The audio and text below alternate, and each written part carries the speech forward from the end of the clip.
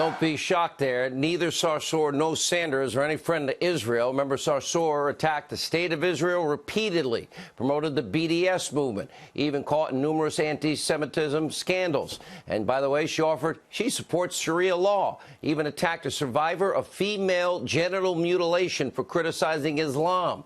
And Bernie, making her a campaign surrogate, also a friend of the biggest, most virulent anti-Semite racist in the country, and that would be Nation of Islam leader, Screwy Louis Farrakhan. Joining us now with reaction, we welcome her to the Fox News Channel family. That would be former White House press secretary Sarah Sanders. Welcome aboard, Sarah. Good to have you. It's great to be with you. Thanks for having me on, Sean. Just big picture. You know the president as well as anybody in the country. You know his thinking. You know his mindset.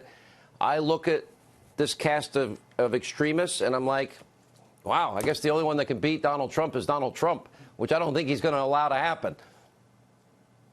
Not for a minute. I think Donald Trump, the reason you saw him so happy, so joyful tonight, not only because the country is doing well, but because if this is the best the Democrats have to offer, then the president has to be elated. Honestly, Sean, I'm not even sure why any of these candidates are running. They seem to all have such a dislike for this country, dislike for American citizens. I don't know why they'd want to try to lead them. What the policies and the positions that these individuals are pushing is beyond hard to comprehend why anyone would support these individuals. I'm not even sure Joe Biden knows what election he's in and what position he's running for. He seems to be so confused all the time. I hope that this is the best that we have coming out of the Democrat Party, because if it is, we're going to have another great 4 years of President Trump come 2020.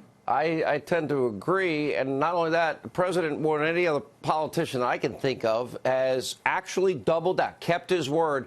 I got a lot of criticism from conservatives. One, when he was running, because I vouched for his conservative views, and I said he means it, even though he lived in a liberal city like New York. And secondly, people said, well, the president has given up on securing the borders. I said, no, he hasn't. He switched gears. He came up with a better strategy, and he knows he has the legal justification and constitutional justification for the reallocation of funds from the Defense Department. And that money is now officially his, and the border wall is being built, and Nancy Pelosi is complaining she couldn't stop him. Exactly. Not only is the president winning on campaign promise after campaign promise, but he's doing it on his own without the help of Democrats in Congress. They've spent every minute of the president's term fighting against him and trying to tear him apart instead of building this country up. Just this week, they finally come back to work, and the only thing that they can do is try to figure out how to impeach the president. They are terrified of his success because they know that the more he continues to do well and win, the harder it is for Democrats to get elected. And that is their singular focus. It has nothing to do with helping America. It has nothing to do with helping people across this country. I'm pretty sure they don't even like America. If you listen to what they're saying, everything they have to say is so negative. And you saw the exact opposite of that from the president tonight. And I hope that people will continue to look at that contrast and see that you have somebody who loves this country, loves all of the citizens of this country, versus the Democrats who have nothing to do but take the president, attack this president, and try to tear him down. Sarah, thank you. Welcome to the family. We're glad to have you.